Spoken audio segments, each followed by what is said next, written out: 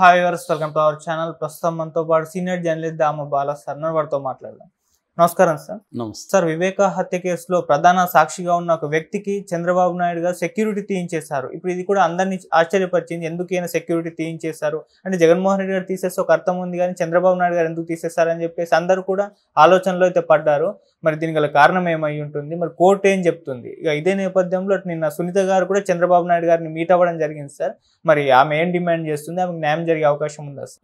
వివేకానంద కేసులు అనేక ట్విస్టులు గత 5 ఏళ్లుగా జరుగుతూనే ఉన్నాయి. లేటెస్ట్గా 2 పరిణామాలు జరిగాయి. ఒకటేమో వివేకానంద రెడ్డి కేసులో ప్రధాన సాక్షులలో ఒకరైన కొమ్మ శివచంద్రారెడ్డి, ఆయన ప్రధాన సాక్షుల్లో ఒకడు. ఆయనకు గతంలో విట్నెస్ ప్రోగ్రామ్ అంటారు, విట్నెస్ ప్రొటెక్షన్ ప్రోగ్రామ్ 2018 కింద ఒక ప్రొటెక్షన్ ప్రోగ్రామ్ అనేది గవర్నమెంట్ ఏర్పాటు చేసింది. అందులో భాగంగా ఆయనకు సెక్యూరిటీ ఇచ్చింది.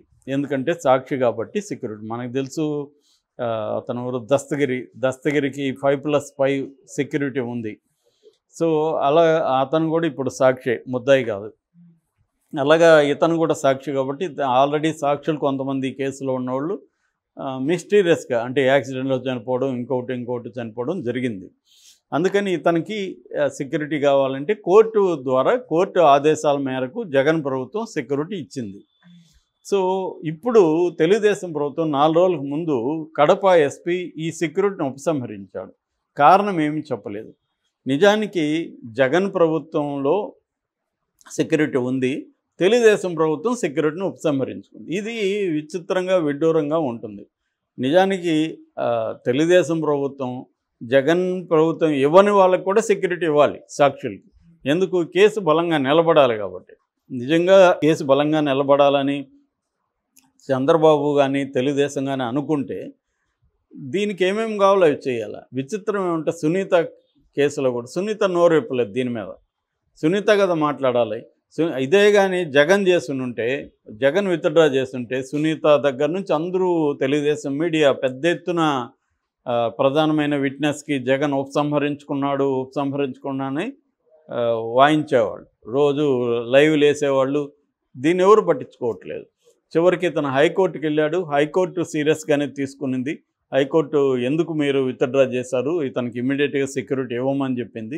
ఇప్పుడు చచ్చినట్టు ఇవ్వాల్సి వస్తుంది.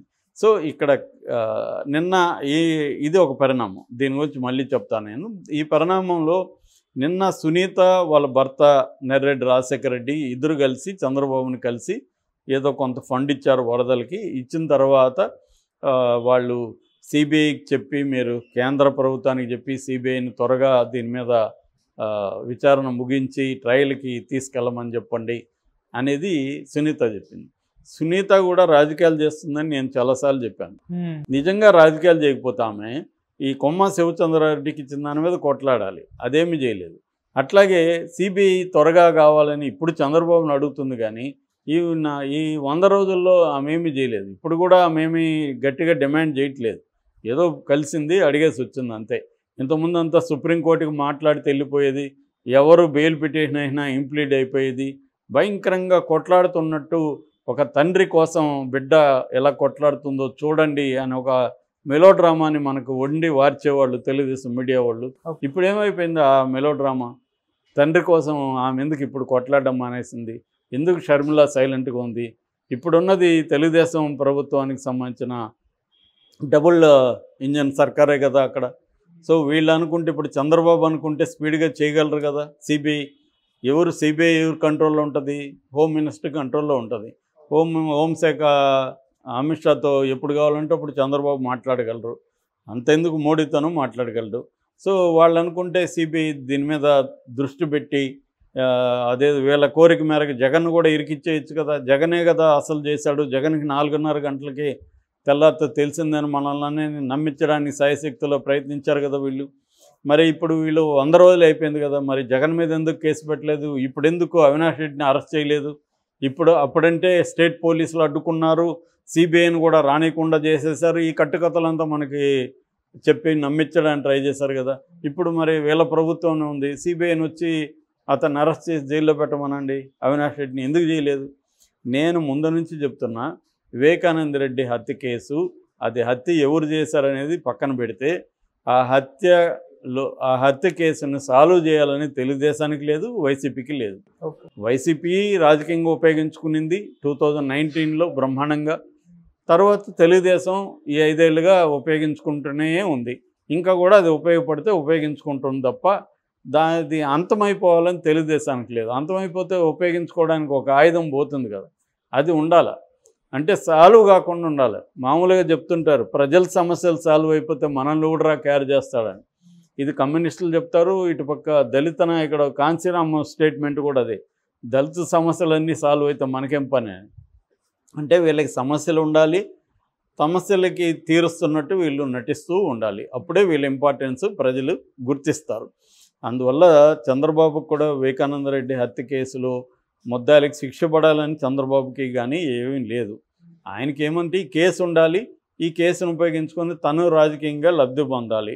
జగన్కి అంతే. జగన్ ప్రభుత్వం ఉన్నప్పుడు మరే జగన్ ముద్దాయిల్ని శిక్షించమని ఎందుకు సీరియస్గా తీసుకొని చేయలేదు? జగన్ చెప్తే అప్పుడు కూడా మోడీ ఇనేవాడే కదా. ఎందుకు చేయలేదంటే జగన్కి కూడా ఆ కేసు అవసరం. సో ఇలాగా వీళ్ళిద్దరూ కూడా ఒక చిన్న కేసు, అది మామూలుగా అయితే దాన్ని లోకల్ పోలీసులే 4 రోజుల్లో సాల్వ్ చేయగలిగిన కేసు అది. అది సిబిఐ కూడా 5 ఏళ్ళుగా సాల్వ్ చేయలేదంటే అర్థమేమి? పొలిటికలీ అది ఇంపార్టెంట్ వాళ్ళకి. సో కొన్ని కేసులు సాల్వ్ అవ్వడం పొలిటికలీ అవసరం, కొన్ని కేసులు సాల్వ్ కాకుండా ఉండడం పొలిటికల్గా అవసరం. సో అందుకనే వీళ్ళు ఎవరు చంపారనేది పక్కన పెడితే దీని చుట్టూ ఒక డ్రామా చేసి, దీని చుట్టూ ఒక హంగామా క్రియేట్ చేశారు. ఇప్పుడు చంద్రబాబు ప్రభుత్వం ఉంది కానీ ఆయనకి ఏమీ ఇంట్రెస్ట్ లేదు సాల్వ్ చేసే. ఈ సునీత ఊరికి అడగడమే కదా తప్ప ఆమెకు కూడా ఏమి ఇంట్రెస్ట్ లేదు. ఆమెకి రాజకీయంగా ఉపయోగపడితే మళ్ళీ జగన్కి వ్యతిరేకంగా సునీత షర్మిలాలు ఉపయోగించుకుంటారు తప్ప, షర్మిల ఇప్పుడు అని అన్యాయం జరిగిపోయిందని ఎన్నికల్లో అంతా వెళ్ళింది. మరి ఇప్పుడు ఎందుకు ప్రెజర్ చేయట్లేదు చంద్రబాబుని? షర్మిల ప్రెజర్ చేసి, షర్మిల సునీత ప్రెజర్ ఎందుకు చేయట్లేదు? మేము నిరసన తెలియజేస్తాం, ధర్నా చేస్తాం అని ఎందుకు డిమాండ్ చేయట్లేదు? చంద్రబాబు ప్రభుత్వం ఉంది, అక్కడ కూడా చంద్రబాబు చెప్తే వినే ప్రభుత్వం ఉంది. మరి సిబిఐని త్వరగా దీని మీద విచారణ ముగించమని అడగచ్చు, లేదు అవినాష్ రెడ్డిని అరెస్ట్ చేయమని అడగచ్చు. కొమ్మ శివచంద్రారెడ్డి కూడా హైకోర్టులో ఏం చెప్పాడు? అవినాష్ రెడ్డి వల్లే నాకు ప్రాణ భయం ఉంది అన్నాడు. సో మరి అదే విషయాన్ని వీళ్ళెందుకు తీసుకోవట్లేదు? వీళ్ళెందుకు ఇప్పుడు అవినాష్ రెడ్డికి వ్యతిరేకంగా పోరాటం చేయట్లేదు? వీళ్ళెందుకు జగన్కు వ్యతిరేకంగా పోరాటం చేయట్లేదు? అంటే ఇది అందరిది కూడా ఇక్కడ పొలిటికల్, ఇదే పొలిటికల్. వాళ్ళకి ఉపయోగపడితే ఆ యాంగిల్ను ఉపయోగించుకుంటారు, అంతేగాని సాల్వ్ కావాలని ఎవరికి లేదు. ఇది నిజంగా హత్య చేసిన వాళ్ళు శిక్ష పడాలని సునీతకు కూడా ఏం లేదు. ఊరికే ఆమె అప్పుడప్పుడు రంగంలో కనబడుతూ ఉంటుంది. ఉంటే ఆమె పోరాటం వేరే రకంగా ఉండదు. ఇదే కొమ్మ శివచంద్రరెడ్డికి విత్డ్రా చేసుకుంటే ఆమె మాట్లాడాలి, అదేం మాట్లాడట్లేదు. ఇదే ప్రధాన ముద్దాయిగా ఉన్న దస్తగిరి నేనే చంపానని వాడు అందరికీ చాటుకొని ఎవడన్నా ఫోన్ చేస్తే కూడా ఎవరు ఫోన్లో అంటే నేను రా దస్తగిరి అంటే ఎవరండి దస్తగిరి అని, నీకు తెలీదా వివేకానంద రెడ్డి చంపినోని అని అతను మాట్లాడతాడు. అలాంటి వాడిని ముద్దాయిగా ప్రకటించింది కోర్టు. దానికి కూడా ఏమేమి అబ్జెక్షన్ లేదు. అంటే నాన్నని చంపిన కరుడుగట్టిన ఒక నేరస్తుని సాక్షిగా ప్రకటిస్తే కూడా ఈమె వ్యతిరేకించట్లేదు. సో అంటే ఎవరో చంపమంటే వాడు చంపాను అంటున్నాడు. వాడైతే నేను చంపమంటే కూడా చంపలేదు, డబ్బు తీసుకొనే చంపాను అని చెప్తున్నాడు. సో అందువల్ల దీంట్లో ఎవరికి కూడా వివేకానంద రెడ్డికి సాల్వ్ కావాలని లేదు. అందుకనే చంద్రబాబు కూడా విత్డ్రా చేసుకున్నాడు. ఎందుకు వాడికి? ఇప్పుడు ఆయనకు కూడా తెలుసు వాడిని ఎవడేం చేయడని. ఎందుకు చేస్తారు ఇప్పుడు ఆయన్ని?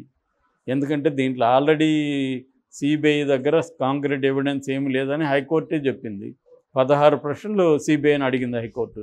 16 ప్రశ్నలకి సిబిఐ సమాధానం చెప్పలేకపోయింది. అంటే వాళ్ళు ఏంటంటే ఓన్లీ హీర్సే అంటారు, హీర్సే ఎవిడెన్స్ అంటారు. అంటే ఎవరో చెప్పారు అని చెప్తున్నాడు దస్తగిరి, ఎవరో చెప్పారు నాకు అని. ఆ ఎవరో ఎర్రగంగారెడ్డి చెప్పాడని చెప్తున్నాడు. ఎర్రగంగారెడ్డి నేను చెప్పలేదు అని చెప్తున్నాడు. ఇంక అయిపోయింది అక్కడ. సో అతని వాంగ్మూలం ఏం నిలుస్తుంది? ఆ వాంగ్మూలం బేస్ చేసుకొని కేసు కట్టారు, అదేం నిలవదు. మిగతా గూగుల్ టేక్ అంతా తప్పని వాళ్ళే కోర్టుకి అఫిడవిట్లో పెట్టేశారు. కాబట్టి ఏ రకమైన ఎవిడెన్స్ అనేది దాంట్లో లేదు.